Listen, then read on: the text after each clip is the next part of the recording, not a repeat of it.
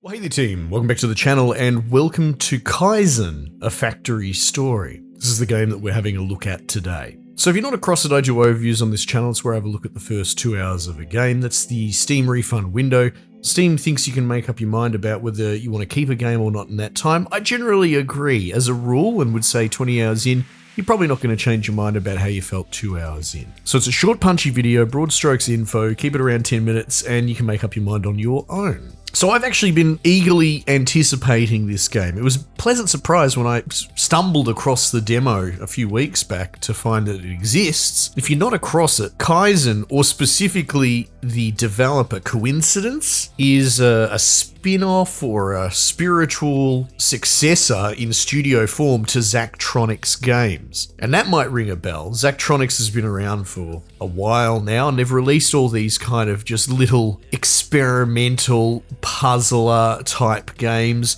All sorts of things actually. It's not always strictly puzzles, but strays closer into the more head-scratching difficulty, but also edutainment. I've always found their stuff really interesting, experimental, and the true spirit of indie. And it was an absolute travesty when Zachtronics announced that they were shutting down a few years back, and that's the last I heard about it. I don't exactly follow it closely, but I saw this game and I was like, this looks like a Zachtronics game, and wouldn't you know it, they're back. Effectively, a whole bunch of the core developers from the previous studio are involved in this one. I did a little bit of research. As best as I can understand, they're doing a little bit more of an experimental production house in a way. I think they've released maybe some card game or board games under this new company as well. So it's a little bit of a think tank for creating unusual off-the-wall games. Honestly, it sounds like Zachtronics 2.0. Anyway, it bore mentioning and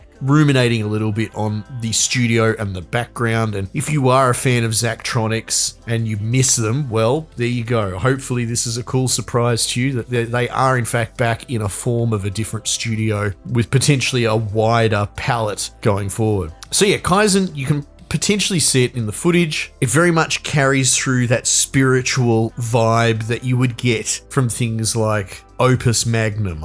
Is probably one of their more high profile ones. I really like that. Was it Exapunks with the instruction manual for driving robots? Anyway, there's a stack of them. This one has you building all sorts of different, conveyor belt line, multi-part construction things, right? It's all very period piece thematically set in 80s Japan, and you're going to get different harebrained stuff from little robots with arms and legs, cameras, computers. That's sort of what I'm up to now, is more like calculators, things like that.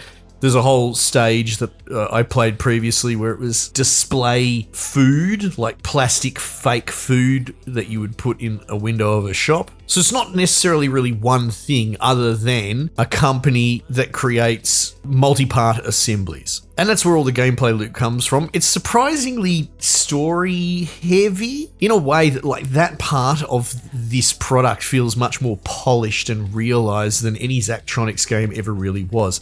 Occasionally some of them would have some sort of thin dressing around the edges of a story to tie it all together, but it was always secondary, and you could probably argue it's still secondary here, but there's way more polish going in, and it's appreciated as a fan. You're basically playing as this young, fresh-faced business student from America going across to Japan to start his career, and there's a heavy dose of culture shock and the way that work ethics work in Japan, and it feels like pretty heavy criticism. I mean, that's for you to decide, but I don't know if it's terribly inaccurate. But everyone's very cheery and can-do, and it's refreshingly kind of wholesome, to use a played-out term. There's your main dude and his mentor manager and what is essentially the assistant coffee lady of the office, and the three of them are a bit of a unit package, and you keep getting moved from factory to factory humorously to, help with product A, product B, that sort of thing. Again,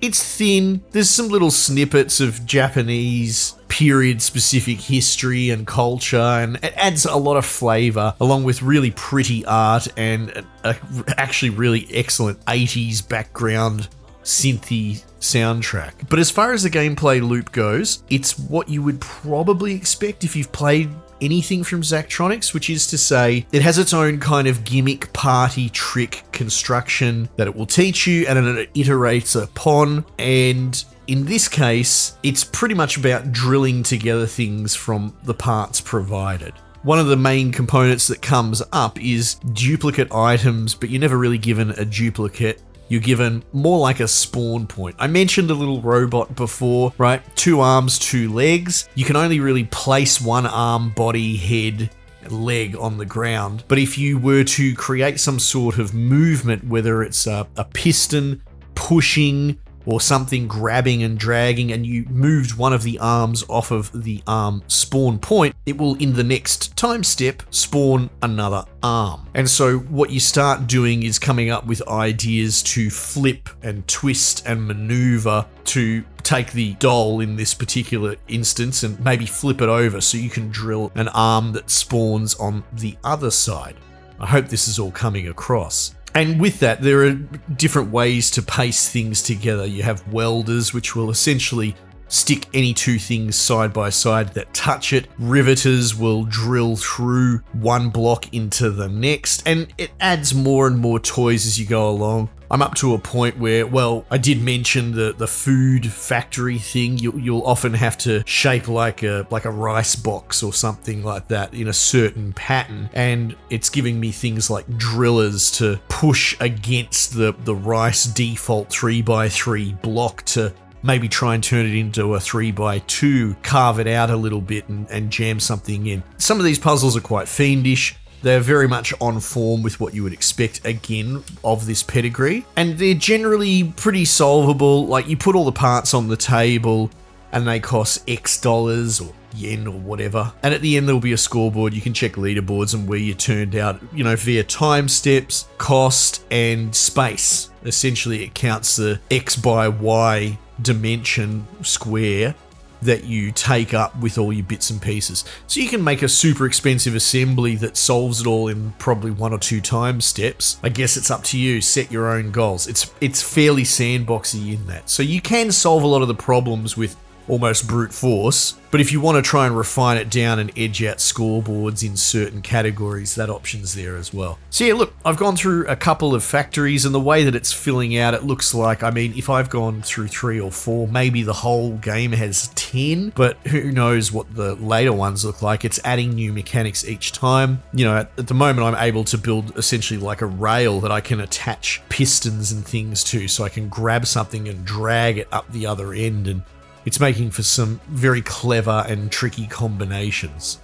Anyway, all in all, I highly recommend it if you're a fan of Zachtronics and maybe you didn't know that this was in existence, because again, this snuck up on me. Well, I'm happy to show it to you. You've probably already tabbed out and bought it by. But if all of this is new to you and you just like the clean, colourful aesthetic and what I've pitched to you, then this is actually a really good place to start. It's probably one of their more polished and approachable products of all, given that, this is one of their more bombastic, let's say higher budget iterations. It'd be actually a really good jumping in point, see what you think, and then you've got a whole backlog of like a dozen really wacky, wild, off-the-wall experimental stuff that you can go back to once you've already sort of sipped the Kool-Aid. Anyway, wonderful to see them back and wonderful to see them still in full form. No need to waffle beyond that. Might just leave it there for the time being, and I'll catch you guys on the next one.